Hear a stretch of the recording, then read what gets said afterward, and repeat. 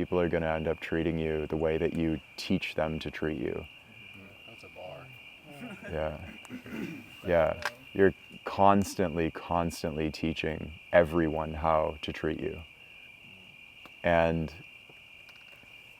setting boundaries is a kind of necessity, really, in that way.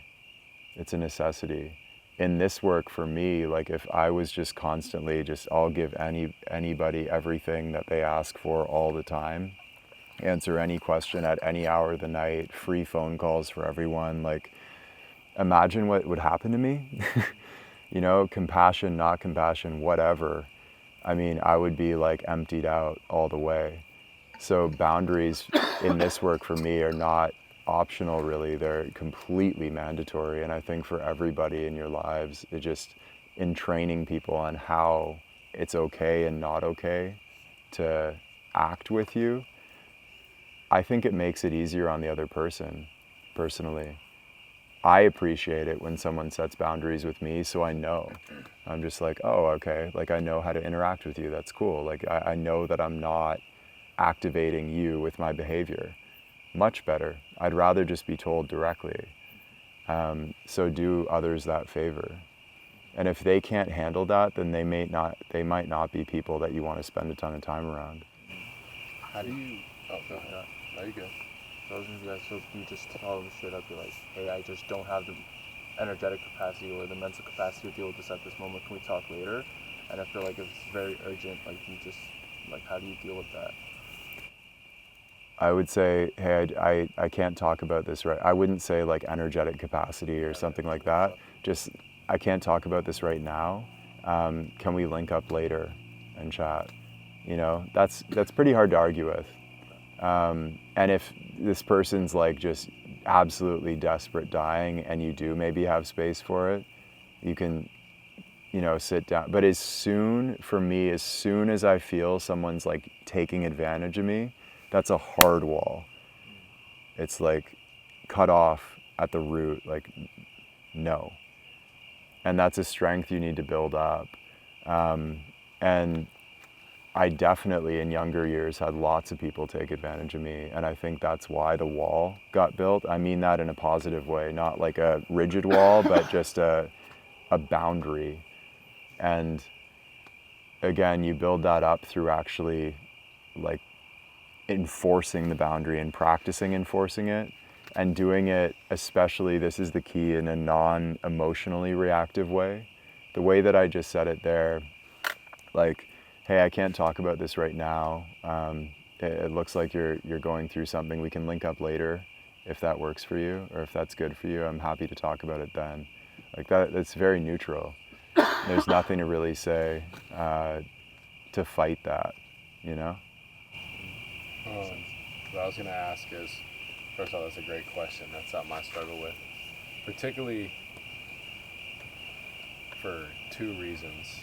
One, I'll just stick to one though. How do you improve wording yourself and wording your boundaries? Because I sometimes struggle, particularly in my relationship, because that's the only real area I have to set boundaries in my life. I'm sure other areas will come up, but I struggle. I feel that something is crossing the line or something I want to explain, but I have trouble putting it into words. How do you improve that skill? Yeah, I think the first thing is to say it from your own experience, like we spoke about last year. So assuming you're saying, just speaking about how it made you feel, like what you experienced, your partner does something that bothers you. Hey, like that kind of bothered me. This is how I felt about it. And again, doing it without being emotionally reactive, like, hey, that really fucking bothered me. But hey, that kind of bothered me. Can we talk about this? Two very different things. And as long as you're speaking from your own experience, you're not really giving them anything to fight you on. And if you're not injecting a big emotional charge into it, then they're not going to become emotionally charged and it won't turn into a fight. As far as, is your question more about like how do you get better at like wording and speaking and languaging it to them? Yeah, like I could feel on the inside how I feel about something, but I can't put it in words in a way that they can understand. Yeah, man. I think that's honestly that's a like developable skill. That's one of those skills that requires expending mental energy to develop, and then eventually it becomes second nature. But articulating your feelings is not something we're taught how to do. You know, that should have been like kindergarten, frankly. That's a real life human skill that I wish in schools was taught, but it's totally learnable now. So a few things that come to mind are like expanding your emotional vocabulary. So when a feeling comes up in your system, kind of take a second, and again, don't get too far out of hand with this, because in meditation, for example, judging and labeling and figuring out constantly what the emotion is a good way to block yourself. But just take note, like, oh, what feeling is that exactly? Is that most people's emotional vocabulary, like speaking very broadly in the world, is like good or bad. Feel good feeling, bad feeling. A more nuanced emotional vocabulary would be like, oh, am I feeling, there's like anger there, but there's also sadness underneath. Oh, the sadness it's deeper, it's more like grief. There's like grief and heartbreak there. It's kind of a different feeling, right, than sadness. Irritation, different from anger, different from anxiety. Like, kind of expand just the vocabulary that you have. You can even do something that almost sounds stupid, but look up a list of emotions and actually get words for them, and then try to notice them in your experience. You were talking about like nostalgia, for example. You know, that's a very particular emotion. It's got its own texture and flavor. So broadening that so that you can then communicate it, and then again, just communicating from your own experience. This made me feel this way when this happened. Here's what I would like to happen next time, you know? I think that's kind of the way to go about doing it, but it does require some upfront energy to like practice the skill, and then as you're speaking, just what's the most accurate and honest and clear way I can say this. And accuracy includes like what's really what the emotion is out of these, you know, 100 different possible feel, like what is it really. And yeah, again, it's a practice. It's a constant practice. Yeah. That's helpful. What would you say, this is something that I've struggled with a lot in my relationship. I'll explain how I feel about a situation or try to set a boundary, and my girlfriend will respond with like, okay, that's fine, but I feel like you as my boyfriend should do that. Like, I feel like that's part of your like responsibility. And I'm like, I don't know what to say to that. I'm like, I guess we just disagree on that, but that's not very helpful. Yeah, so the first thing with that, because my initial reaction too would be like, well, I'm not willing to do that. Yeah, you know? That's what I say a lot of the time. Yeah, because I think that the approach I've had more success with, I'll say, is figuring out, because often, for women and men, but you know, I'm a man, so I've experienced this from women, often the real request is cloaked. So she's asking for something else.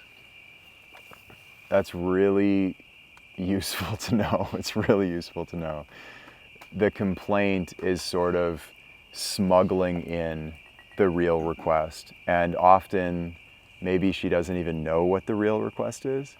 And the act of communicating can excavate that and like clarify it for her. And you can help her to do that. But try to find like the little seed of truth. And so when she says, I feel like you should do that for me, that's not the most accurate statement, and probably not even what she means necessarily. Like if you feel you're struggling to articulate how you feel, almost definitely she is as well. So maybe she doesn't mean that entirely, she means something else, but hasn't quite found the words. And I think that's true in like most cases actually. So if you can see like, okay, number one, that just pissed me off, you know, like I would get pissed off if somebody said that. And then feel like, okay, well, maybe that's not what she's asking for. Where's like the truth in it? And why would it be true that I should do that? Like under what circumstance? Where is the truth in that? My brother the other day, my brother and I have this like really kind of complicated relationship. He has Asperger's and autism and just really different set of social skills, socialization. It's very tricky, and my whole family struggles with it because it's really hard to communicate with him. So anyway, we don't talk a lot. He never ever knows like what's going on in my life because he never even thinks to ask, because it's part of the syndrome. Like you just don't think to even ask. So he goes on this trip to Japan and comes back, and I guess he's been home for a couple days, and he texts me kind of out of nowhere. Haven't heard from him in a month or something, and typically he only texts when he like wants something from me and won't reply to my messages unless he then wants something. It's very typical of like autism and Asperger's, so understandable but frustrating. And so he sends me this message and he goes, "Hey, been home for a few days, still haven't heard from you." And I was just like, well, what the fuck? Like, you little fucker. Like, are you serious? And I'm like, that's such a weird call out. Like, I haven't heard from this guy in a month. And anyway, so that initial reaction comes up, of course. And then I thought like, oh, he's right, actually. He hasn't heard from me. Like a better brother than I've been would reach out. And it doesn't really matter the way he reaches out to me and communicates. Like, I don't need to equal him. Like, if I was a better brother, I would reach out, you know? Like, he's got a point. It's kind of like distorted and pissed me off, but I see the point, you know? And then I just messaged him back rather than saying some like, you know, escalating it and being like, well, you haven't messaged me, whatever. I was just like, hey, welcome back. How was your trip? And he was perfectly happy, and we just like went on talking, you know? So it's more like that, where the initial reaction comes up and then heading that off by saying like, oh, where's their point? If you can do that, again, that's quite yellow. It's taking multiple perspectives and maybe even a third or fourth perspective and like finding your way into the truth. But fuck, that like saves the day so many times in relationships.